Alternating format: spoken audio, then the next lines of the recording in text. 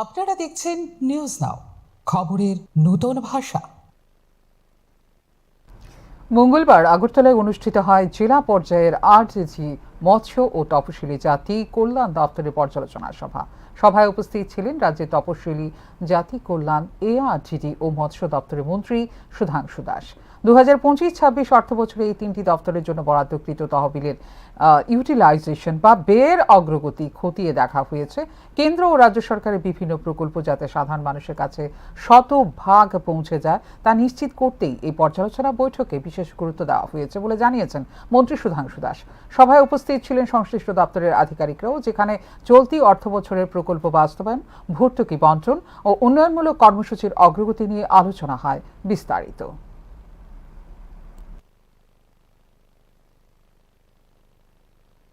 Agartala state guest হাউসে ARDD fishery এবং SC welfare ডিপার্টমেন্টের আমাদের district level second round review meeting হচ্ছে। এই রিভিউ মিটিংয়ের মূল উদ্দেশ্য হচ্ছে 2025 এবং 26 অর্থ বছরে এই তিন দপ্তরের জন্য যে ফান্ড বরাদ্দ করা হয়েছিল তার কতটা ইউটিলাইজ হয়েছে, ইমপ্লিমেন্টেশন কোন লেভেলে আছে, এছাড়া আমাদের এই তিন দপ্তরের সাকসেস কি আছে, ফেইলিওর কি আছে, এই সমস্ত বিষয়ের উপর আমাদের দিনভর আলোচনা হবে। তো আজকের এই রিভিউ মিটিংয়ে আমার সাথে উপস্থিত আছেন এই জেলার সভাধিপতি, বিভিন্ন বিধানসভা কেন্দ্র থেকে আগত বিধায়ক বিধায়িকা, পঞ্চায়েত সমিতির চেয়ারপারসন, আমাদের অফিসিয়ালরা আছেন।